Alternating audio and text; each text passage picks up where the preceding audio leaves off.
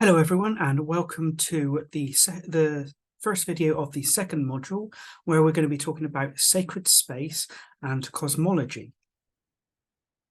So in this lesson, we're going to cover quite a lot. We're going to cover cosmology, we're going to cover altars and how they were in ancient times, the key parts of an altar, the importance of things like fire and pillars.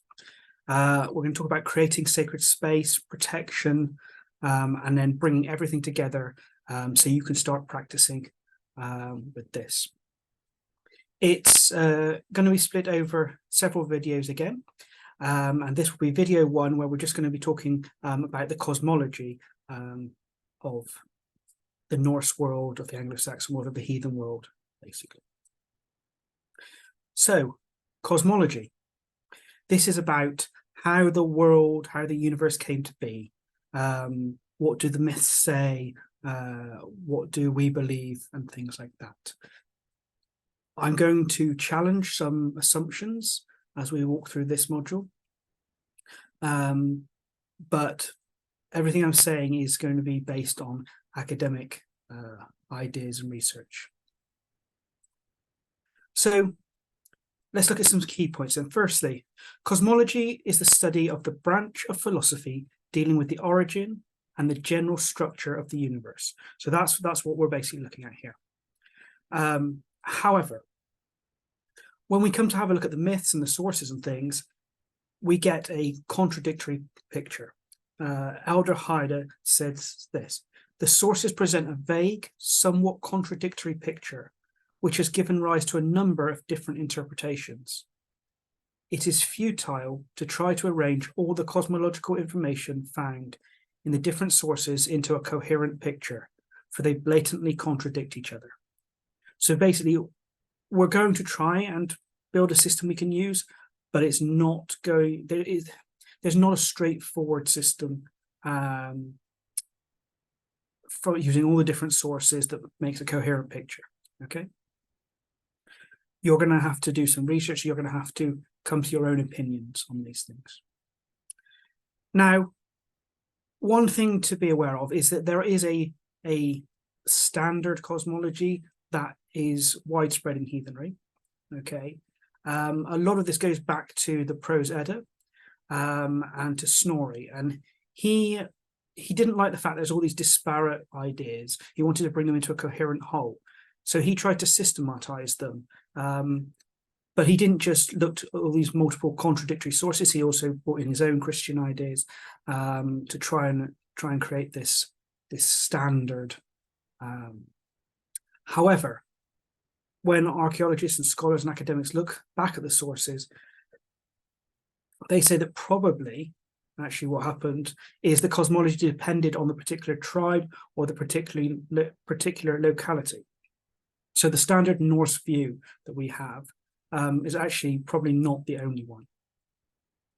It also probably changed over time as new peoples and places and ideas were discovered. There was lots of interaction. People would have changed their ideas based on what they learned from others and things like that. So it wouldn't have been a standard across all time and across all places view, okay? Obviously also it's myths. It's not a fact. Okay, we know from science how the universe came to be in its present form quite well now. So when we're looking at these things, we're not looking like creationists and saying, well, this is how the world was definitely created by the gods a few thousand years ago or whatever. Okay, we are able as modern heathens to accept the scientific viewpoint and the way things are, the evidence that they've got, but we also look at things from a mythic perspective as well, and we can learn important lessons from those things. And we're going to point out some of those lessons as we go through this. So cosmology matters, okay, even though it's not the same as the scientific view of cosmology. It matters because it influences how we view and how we set up sacred space. And that's why I've put it in this module at the very beginning, because the way we look at the world and the way we look at the cosmology, that will affect the way we're going to set up our altars and our sacred space. Okay, and you will need to develop your own cosmology As you go through this, you can look at the different ideas that we're going to study here. You can look at the sources yourself. You can come up with what you think is the right cosmology for you, that makes sense in the context of your religious beliefs. But it also needs to consider the context of your locality and your interpretation of heathenry. For example, we've got Yggdrasil, which is the world tree in heathenry. And it's said in the myths that on top of that tree, there is an eagle, and that eagle has a hawk who sits on top of him as well. Okay, so there's a bird on top of, or two birds, in fact, on top of the world tree. Now, that makes sense for those people, but where I live, for instance, there aren't eagles around, but I do have a blackbird that sits on top of a local tree and sings each evening. So to me, I might decide, okay, well, my world tree actually has a blackbird on top, okay, because that's what makes sense in my locality. And that's just an example of what I mean by we've got to fit it around what we experience in our locality, okay? Right. So let's have a look firstly at some places where there's some agreement, okay? So the first thing is the idea of Midgard, or Midgard, or Midgard. Okay, these are the name given by the different heathen groups for the earth, for the place where humanity lives. And essentially it means middle enclosure or middle world, okay? And this seems to be consistent across the sources, across the different places, across the different times. We find this across all of heathenry. Okay, so there is some sort of middle world, middle enclosure where humans live. And the fact that there's enclosure suggests that there must be something outside, okay? Another point of agreement we find across the sources is there seems to be multiple realms. There's not just the one realm, there seems to be multiple realms. The idea of hell seems to be true across, or again, all the sources. It has cognates across Germanic languages, and importantly, it is not a Christian word. It comes from the Germanic languages. It doesn't come from the Bible or anything like that. In the Bible, they actually used the word Gehenna, which is like a rubbish tip that was outside of Jerusalem. And then later on, people who spoke English and Christians basically have taken that idea of hell and the afterlife and turned it into this horrible place and named Gehenna after that. So hell with one L is actually the heathen underworld or afterlife or whatever. And it comes from the Germanic languages, and it was there long before the idea of the Gehenna or the Christian fiery hell. Okay. There's also, as we talked about last time, the meadow idea. The meadow as an afterlife appears again across the Germanic sources. You've got the Gothic, which renders paradise as wag, which means meadow or field. You have the Old Saxon Heliand, which calls heaven the high heaven meadow. Freya's home for the dead is Folkvanger, which is folk meadow. And you've got the Old English Neorxnawang, where wang again means meadow, which has been used for the word paradise. So again, we've got this idea of this meadow, this paradise meadow, as part of the afterlife. So that's where we know there's agreement across all the sources. Okay. Now, let's look at the main creation myth from mainly the Norse texts. Okay, particularly the Prose Edda, bits from the Poetic Edda as well. Okay. So this is the standard creation myth that Snorri suggests, okay? And certainly he pulls from lots of different sources to make this, so it's not like this is just made up by him. But again, it's very standardized, and may not have been the creation myth that all the different heathen groups had, as we'll see in a bit. So this comes from the Prose Edda, as I said. It's particularly from a book called the Voluspa, okay? And Voluspa says that in the beginning, there is Niflheim. Okay, this is the dark world. And Niflheim has these rivers that flow from it. Okay. And then you've got Muspelheim. This is a warm realm with fire. So you've got this dark, cold realm, you've got this warm, fiery realm, and you've got rivers coming out from Niflheim into what's called Gununga Gap, the sort of void, the empty space in between the two of them. Okay. Now, an important thing to note here is that this is showing the primordial elements that you also find across many Indo-European myths, which are fire and water, or fire and ice. Okay, so you've got creation coming from the elements of fire and water, or fire and ice, which is something you can use in your rituals and in your altar to make sure you get those two elements represented. Now, there's this well in Niflheim called Hervelgamir, okay, and these rivers are flowing from it. And as they get further away from this world, into Gununga Gap, it's very cold, and so they become ice and rime, and they start to build up layers on top of each other. But then there's these warm winds of Muspelheim, which forces out sparks and embers, and that fire then melts the ice, okay? And out of that ice comes Ymir, the first being, okay? He's like the first giant, he's the first living thing. And from his armpit come the giants, or the very first primordial beings, okay? They are the tribe that are usually in conflict with the gods. Not all the time, but usually. Now, the ice melts some more, and we get the primordial cow called Uthumla, okay? Now, she feeds on the ice rime, and then she produces milk, which Ymir feeds on, okay?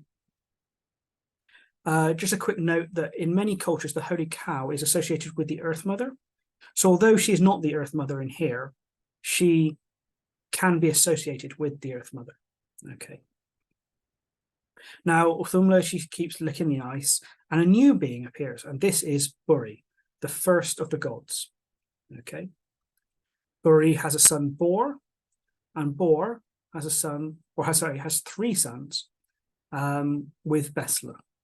And those three sons are Odin, Vili, and Ve. Okay, now Besla is probably one of the Jotnar, one of the giants. So we can see that the gods are actually descendants of the Jotnar, of the giants as well. So it's important not to set up this conflict that you've just got the giants are these evil beings and the gods are these good beings, and they're going to fight each other all the time. Because actually in the myth, you've got them all interacting, interrelated with each other. So the Jotnar, they're the primordial beings, and they're actually older than the gods, because as we can see, they come from Ymir first. And then the gods also come from them. And it's almost like there's different tribes. There's the tribe of the Jotnar, there's the tribe of the Azir, the gods like Odin and Thor, and the tribe of the Vanir, which we'll come to a bit later. Okay, and these are all sort of supernatural, special beings. So we've got Ymir, we've got the cow, we've now got the gods, we've had Buri, we've had Bor, and now we've got Odin, Vili, and Ve. Okay, now Odin, Vili, and Ve decide that they are going to kill Ymir as a sacrifice to create the world. And it's important to remember this thing about the sacrifice, because in other Indo-European myths, when scholars have traced back what they think the original myths of the Proto-Indo-Europeans were, they believe that the idea was that there was man who kills his twin as a sacrifice and creates the world out of his body. And so we can see this example here in the Norse myths. So Odin, Vili, and Ve, they kill Ymir, and they then create the world out of his body parts. Okay. Now, Snorri tells us of a flood of Ymir's blood that kills all the Jotnar. But actually, he seems to have just made that up. There isn't a link in, or there isn't a source outside of Snorri himself where you get that. He quotes this source, which really doesn't, the text just does not say that at all. It says nothing about flood. It just says something about a boat, basically. And he's used that to tie in, probably to try and tie in the biblical flood idea. Okay. Although it's important to note that the idea does appear in Beowulf as well. But again, you've got Christians writing this, so it doesn't really appear in what we call the written by the proper Norse sources. So what does it say? So Snorri says in Grimnus Mal 40, from Ymir's flesh the earth was made, and from his blood the sea, mountains from his bones, trees from his hair, and from his skull the sky. And from his eyelashes the cheerful gods made Midgard for men's sons. And from his brain the hard-tempered clouds were all created. So basically they kill him and use his body parts to make the world. And Snorri says that the eyelashes were the fortress wall that the gods used to protect Midgard against the Jotnar. Okay. So there's an idea basically that you've got Midgard and around it is the sort of protective fortress wall. Okay. Then we come across this guy called Mundilfari, and he has two children, which he names Sun and Moon.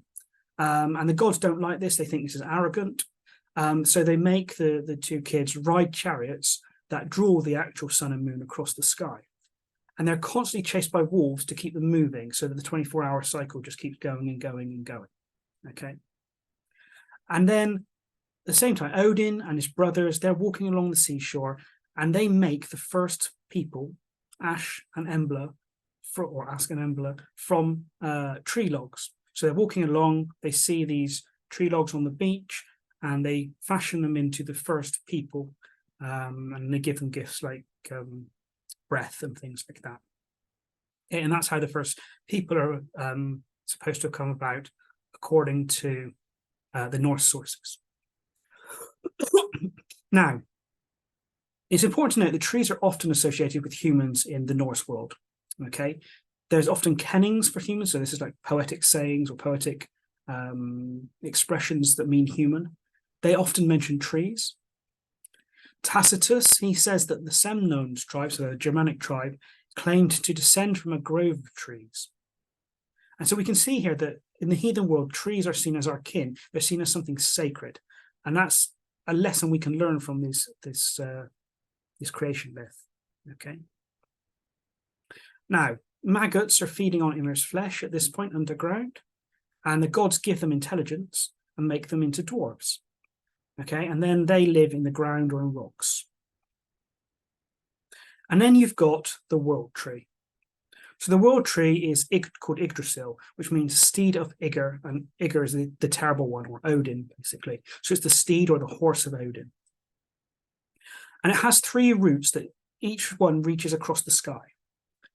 And Grimnus Mal 31 says, Hel lives under one, under the second, the frost giants, and under the third, humankind. Then Snorri actually changes these to Asgard, Niflheim, and Ginnungagap, where the Jotnar live. Okay, so again, we can see there's a bit of change going on already. And under each root is a well. So you've got the Well of Weird, or Earth, which is in Asgard. You've got the Well of Helgelmir, which we've seen was in Niflheim. And you've got the Well of Mimir's Well, which is in Jotunheim. And next to Yggdrasil, there is the Well of Weird and a hall. Okay. And the gods come here daily and hold judgment. Now, this is important, okay, because we can see, and you'll read a document, so part of the homework today in this module, that the hall, the well, and the tree are important parts of the setup or the cosmology, okay, when it comes to making altars. So we see in the text, there's Yggdrasil, there's the Well of Weird, and there's a hall. Now, it's said that also the three Norns come to the Well of Weird. You've got Weird or Urd, which is fate, Verdandi, which is becoming, and Skuld, which is obligation. And they shape men's lives, as we saw in that quote in the first module.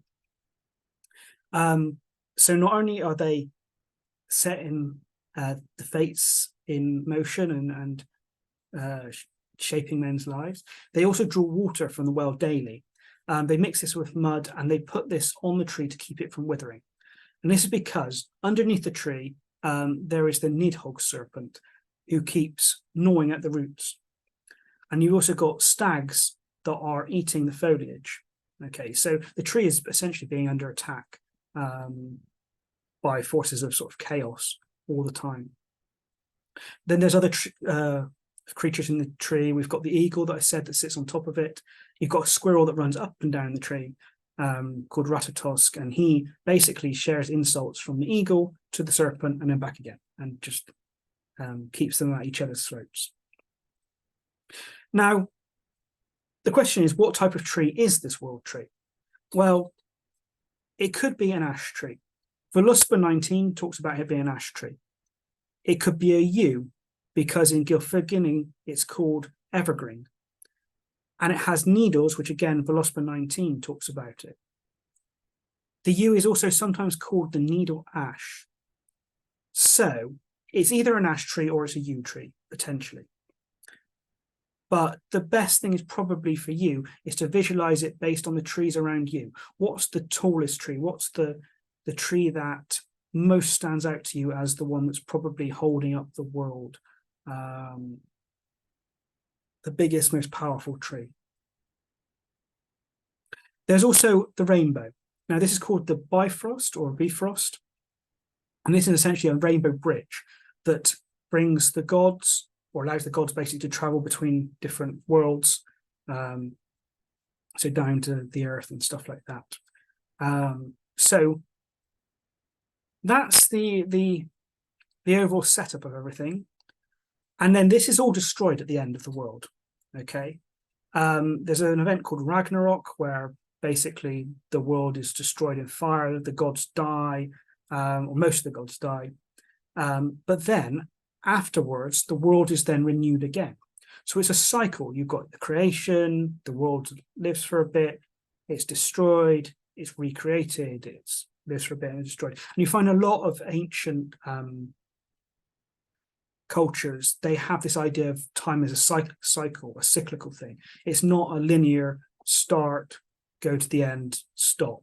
It's a start and then back down, up to a peak, back down again, and then the cycle starts again, and it's just a repeating cycle. So again, that's something to think about: is time actually cyclical, like we see with the seasons, with spring, summer, autumn, winter, spring, summer, autumn, winter, or the day? You've got sunrise, noon, sunset, night, sunrise, noon, sunset, night, and so on. So the cyclical idea of time is influencing here.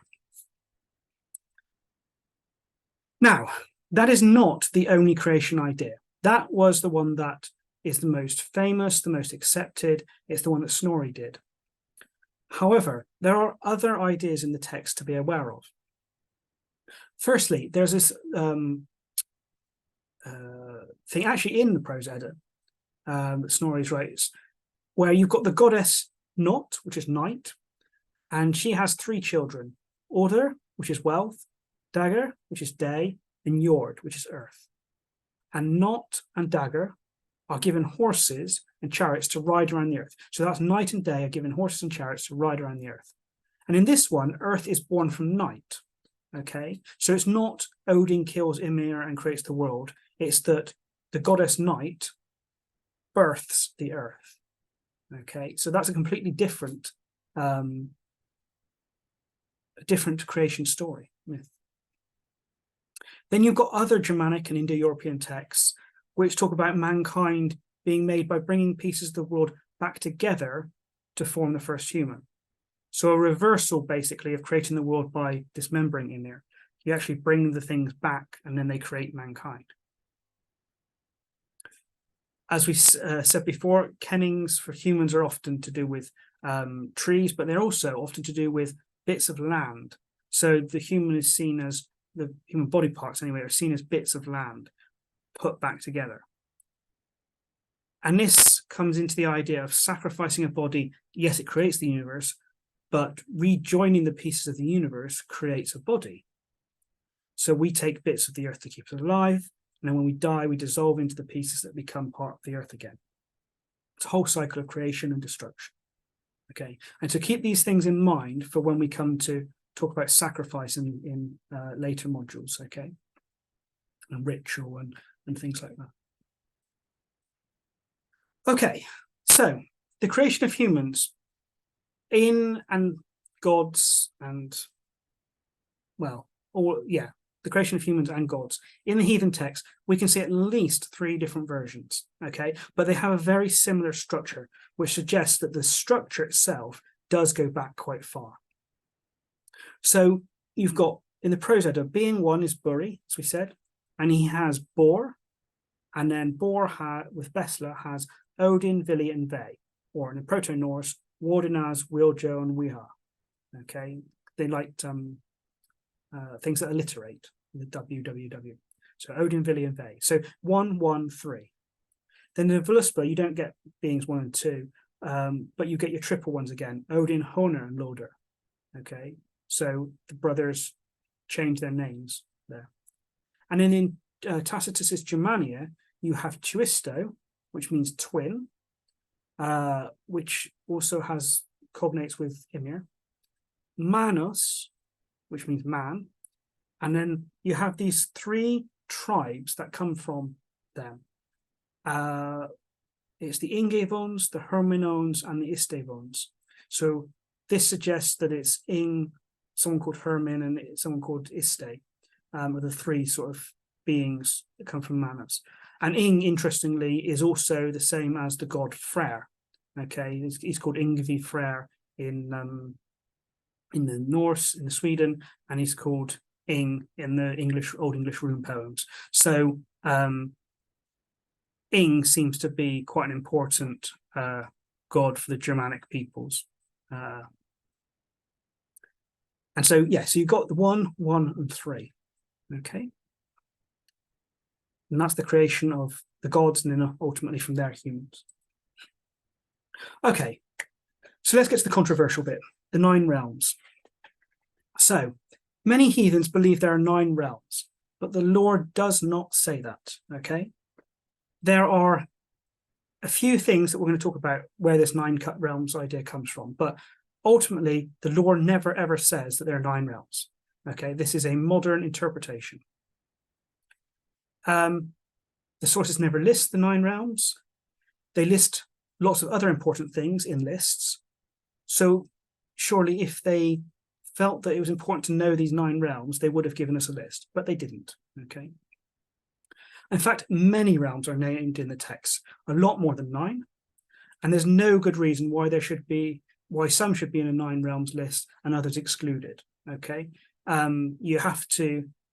Some people try to work out what the 9 realms should be because they're convinced that there is only 9 realms, but it leads to mental contortions to make it all fit together.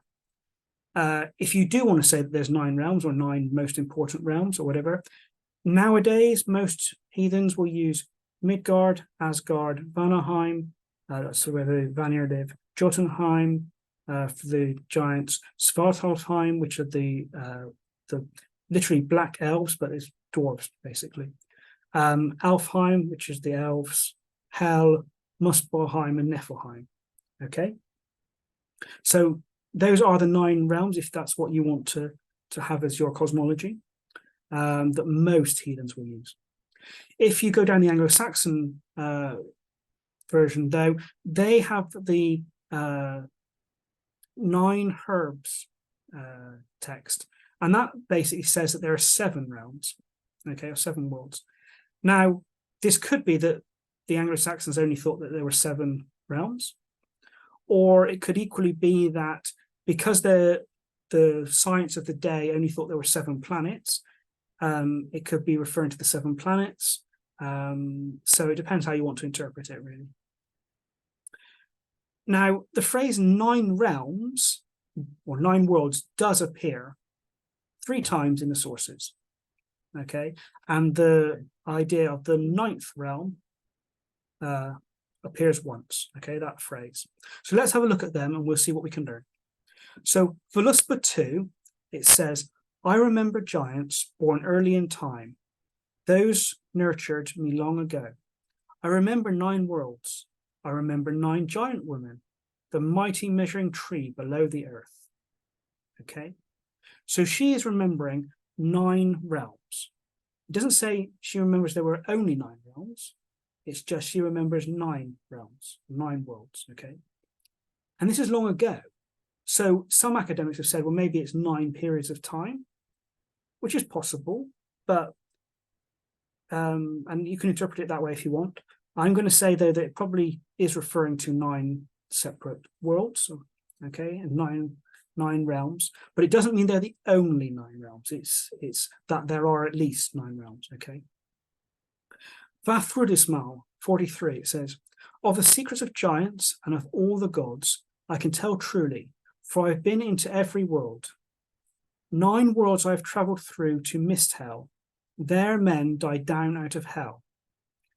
Okay, so a few things to point out here. Firstly, there's a sort of trick going on here if you're not reading it carefully. It says, I've been into every world, 9 worlds I have travelled. Now, if you only stop there, you'll think, okay, there's only 9 worlds. But it doesn't say that. It says 9 worlds I've travelled through to mist hell. Okay, so he's been to all these worlds, lots of worlds, but when he wanted to go to mist hell, he had to go through 9 worlds. Okay, and there men die down out of hell. Okay, so basically, when he wants to go to Niflheim, which is what this mist hell is, he has to go through 9 realms to get there. Now, Gylfaginning 34, it says, hell he threw down into Niflheim and made her ruler over 9 worlds. Now, hell is not only a place, it's also the goddess called Hel. And she is thrown into Niflheim. She's the daughter of Loki, and when Odin finds out about her, he basically throws her into Hel, the realm, and into Niflheim, but gives her authority over 9 worlds. Now, does that mean then that she is actually the ruler of all the 9 realms, Midgard, Asgard, Vanaheim, Jotunheim, etc.? That doesn't seem to make sense, okay? Particularly as we know that other gods are in charge of other places, like Freyr or Ing is in charge of Alfheim. Asgard is obviously under the main gods like Odin and Thor, and so on. So it doesn't make sense to say that Hel is, when she's given authority over 9 worlds, she's given authority over all the worlds, basically. So it suggests that there are 9 worlds that are associated with Hel, basically. So that's 9 of the realms already. Now, in Gylfaginning 3, it says, but evil men go to Hel, and from there into Niflhel, which is below in the 9th world. Now, take into account here that this is being written by Snorri, okay? And he's got a very Christianized view of the world. And so he's going to say that evil men go to hell and stuff. So the idea from this statement is that, yeah, bad people go to hell and then on to Niflhel, which is in the 9th world. Okay. So from there into Niflhel, which is below in the 9th world. Okay. Snorri probably, anyway, he takes this idea of these 2 hells, this hell and Niflhel, from something called the Elucidarius, which basically is a Christian text which said there are 2 hells. And that's a Christian idea. Now, other texts like Baldur's Dromar use hell and Niflhel as the same place, not separate levels. Okay, so hell and Niflhel are probably actually just the same place, but he splits them up as part of his Christian ideas. But again, we're talking about there being hell in a 9th world, okay? But we're not saying it's the only world.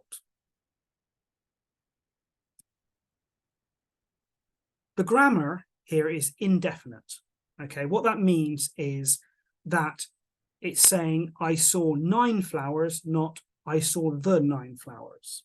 Okay, it means that yes, there's 9 realms, but that's 9 out of many realms. It doesn't say there's only the 9 realms, it's 9 realms. It's not I saw the 9 flowers, it's I saw 9 flowers. That doesn't limit the amount of flowers there are. Okay. And if you look back at those texts, the 9 realms always seem to appear in association with death, okay, and with hell. So maybe, and this is the interpretation I agree with, that there are 9 realms of the underworld, okay? So yes, there are 9 worlds and realms, but those ones are the 9 realms of the underworld. That's what they're talking about in these texts, okay? Not all the other worlds and realms that are around, okay? Now, the Poetic Edda mentions more than 9 worlds, as we've said, across the different poems that mention various realms. And in fact, in Grimnismal, you've got 13 homes of the gods. Okay, so is that 13 realms? One of which includes Alfheim, so they aren't all just in Asgard itself. So because you could say, well, maybe the homes are all in Asgard, but actually no, Alfheim's not. And Snorri also mentions many halls that good people go to after death. So there's all these different places. Jotunheim is not necessarily another world, but seems to be just all the wild or unknown places on Earth in general. Okay, now the way Snorri set it up is that there's the world and then there's this barrier and the Jotunheim is all outside of that. But that doesn't seem to make sense in the way that where the giants are seen as being, because they're seen as being all over the place, basically. But they do seem to have maybe their own world as well in the myths, because the gods often travel to a place called Jotunheim. Now, Vanir and Vanaheim, okay, are never mentioned in Anglo-Saxon sources. So here we've got, the continental Germanic sources and things like that, they seem specifically just for the Scandinavian sources. So here we've got an example of, well, are they actually worlds? Some heathens clearly didn't see them as that. Another interpretation is that 9 is a holy number in the lore, and it's a number of completion. So 9 could just be a poetic way of saying all the worlds or everywhere. So when it talks about 9 worlds, it may not be a literal 9 worlds. It may just be 9 meaning all the worlds. So how different tribes saw the world probably varies from place to place. And the key lesson is that there are multiple realms. Not that there are 9 of them, but there are multiple, okay? The lore also doesn't really describe many of the realms in detail, except for Asgard, Hel, and Midgard. Okay, so those are them probably the most important of the realms, and they're the ones to pay most attention to. They're the ones probably that affect humans the most, or that we know the most information about. For example, in most sources, Hel is a nice place. It has halls and mead drinking, plants and rest and sunshine, and life is much like it is here on Earth in Midgard. And often you have to cross a bridge over a river to enter into Hel. So that's how Hel is presented in the sources. But there are a few places in the Norse and Old English sources where there is an unpleasant afterlife for oathbreakers and murderers. And usually this involves serpents. Okay, so it's not just that it's all nicey when you die. There is a place for the very worst of people as an afterlife. Now, there's another idea, which you'll come across in Heathenry, to do with the Innengarth and the Utengarth, or the sacred Garth, which basically means, Garth means enclosure or yard. The G in Old English and Old Norse sometimes is a Y, so it's the sacred Yarth or yard. So there's this popular idea now of Innengarth and Utengarth, but the scholars disagree over whether it's really an accurate part of ancient heathen society and thought. We talked about Grombeck before and his weird ideas, but it was first sort of promoted by him, and then later structuralist scholars like Hastra in the 90s sort of promoted the idea. Now, the idea basically is. You've got the Innengarth, the inner yard within the fence, okay? And that's your sacred inner area. And then there is the outside area, the outside the fence place, okay? Now, Scandinavian laws, they did use these concepts of Innengarth and Utengarth. And there are some places in the lore that do seem to be more sacred than others. So groves, waterfalls, lakes. So there are special places that are sacred, okay? But the only references in the lore to Utgarth, which is like the Outgarth, or it seems to be in two specific places, okay? And they are referring to specific places. It's not a general term for everything, okay, that's outside of the community. It's a specific place that you might want to go to or might not want to go to. Now, some, like Grombeck, have seen the outside as a place of danger and stranger, the supernatural and unknown place to avoid. Okay, this is the idea that you've got your community, but outside the community, you don't know what's going on. It's all wild and dangerous and things like that. And unfortunately, some heathens have used this idea to justify far-right politics and mistreating people, to say, well, you're outside the Innengarth, we don't want anything to do with you, that sort of thing. But whether you argue that the idea is genuine lore or not, the lore is clear that there is some relationship with the Utengarth that is vital and brings many benefits, okay? So it's not clear at all from the lore whether this Innengarth, Utengarth thing is true. You could make arguments on either side, basically. Just if you're going to go with it, don't let it justify you mistreating and treating other people, because when you do look at the lore, there is some clear stuff in there where you need a relationship with the Utengarth, okay, that brings particular benefits. So if you imagine that you're a community with some farms, and outside that community, there's your pastures and your forests, and you need to go there to hunt, to gather, to fish, okay? These are all important things you do to bring back food for yourself and your community, okay? Those things, the animals, the hunt, the fish, the berries and things that you gather, it's all outside of the community, all outside of the Innengarth, okay? So you need to be going there and getting that stuff to help you survive. You also have a look at the gods. The gods themselves need the Jotnar, the so-called beings that live outside of Asgard and outside of the community. They get them to build Asgard's walls. They need them for brides. So many of the gods will marry the Jotnar. So that's Skadi, Gerda, Jord, and consequently are descended from them, as we've seen. So the Jotnar are not just seen as enemies. They might be seen as outside, but they're also needed, okay?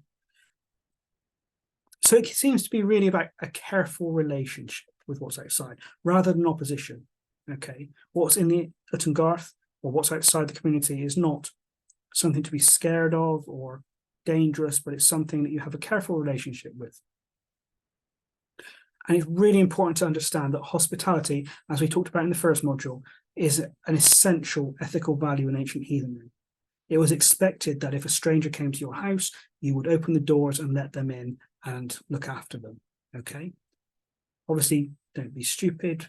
Havermal talks about being careful on this, but hospitality was an expected and essential ethical value, okay? So, there are some other modules as well. So, Snorri seems to suggest, other models. Snorri seems to suggest a worldview in which Asgard, okay, you've got Asgard and the World Tree at the center. But World Tree, Asgard surrounds it, okay? Around that, you've got Midgard, okay?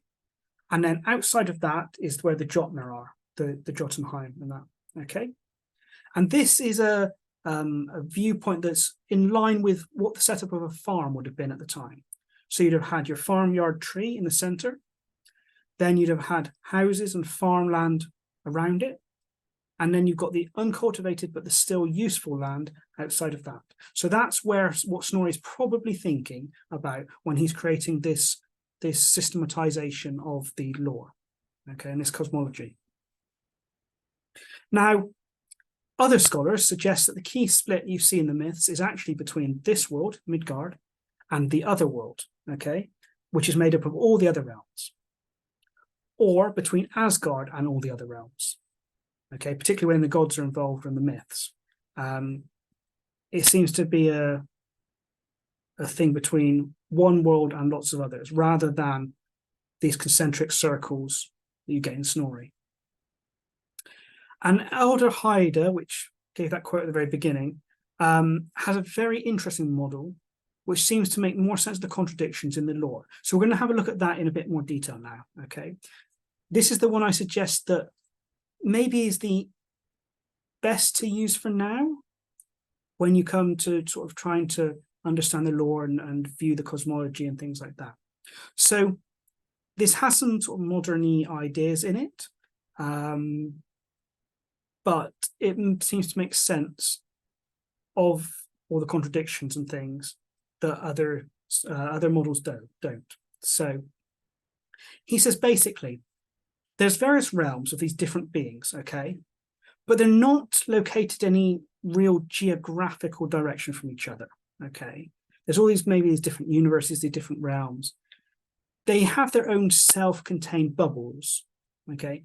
You can't say, well, if you go east, you'll get to there, and if you go west, you'll get to there, and if you go north, you'll get to there, okay?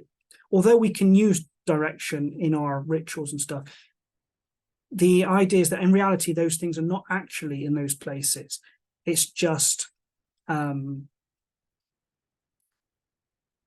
geographical thing is just to help the myth. Actually, in reality, what they are is just their own self-contained worlds, self-contained bubbles that exist randomly, okay? But the gods and humans can travel between these bubbles through different passageways. Okay, so whether that's through water, over mountains, down wells, through the sky, in ritual, etc. And there are often multiple passageways in each world leading to each other world. Okay, and it's the type of passageway and where it is that determines the actual direction you're traveling in. Okay, so you could be going north and get to hell, and you could be going east and get to hell. It just depends on what passageway you're using to get there. A good example of this could be the grave mound. So the lore presents the dead as both living in the grave mound and in various places in the other world, which suggests there must be some sort of passageway between the grave mound and hell and the other world, okay? And then you've got elves as well. The elves, they are said to live in the hills and the mounds, but they also live in Elfheim. So again, is there a passageway between these mounds and the Elfheim world? And particular natural features of the world are passageways. So it could be a sacred set of stones, a sacred hill, a sacred lake, okay, a sacred grove in a forest. These are considered passageways. And because they're passageways to these other worlds, they're probably sacred places where you can do ritual. So it's important to think about when you're going to do ritual, where you're going to do it, where do you think maybe these passageways are, and that would make the sense to be the place you do it. Okay.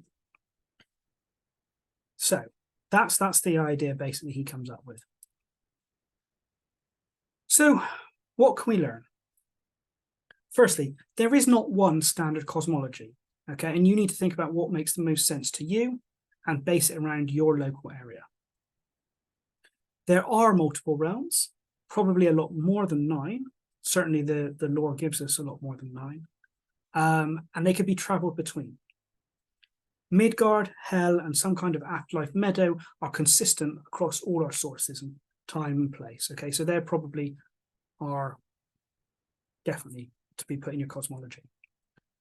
It seems to be quite a long journey, potentially through multiple realms, maybe 9, to get to Hell. Okay, that can affect what you think about when you're doing sort of funeral rites. Okay, and thinking about after death, what happens to people. Okay, Now, there is a world tree or pillar that was a central concept in heathen cosmology. And we're going to talk a lot about the pillar in the next video. But this was a central concept in the world tree in the heathen cosmology. Humans and trees are kin, okay? Even in scientific evolutionary theory, all life is descended from that single life form. So that means all life is kin, and trees and humans share DNA. So yes, we can see trees as something sacred. So we should treat them as sacred. That means things like not just cutting them down. If you have to do anything to them like that, you are asking first, you're giving offerings, you're treating the trees with respect, okay? The sacred center or setup seems to be a tree, a well, and a hall, okay? And you could argue there's the fire in the hall in particular, okay? So the tree, the well, and the hall, and you're going to see that in the reading homework.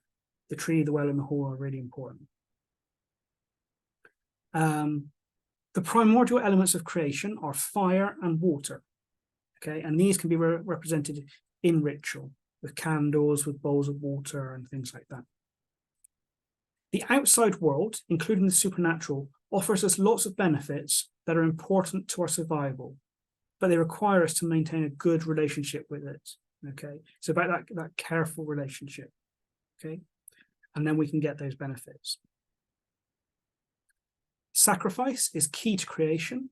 As we said, it's the sacrifice of Ymir that allows you to create the world.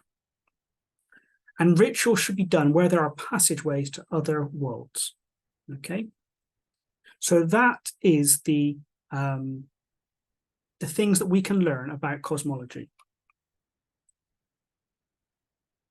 And on that note, I'm going to stop the video here, and we'll come back to the next video where we're going to talk about altars and shrines.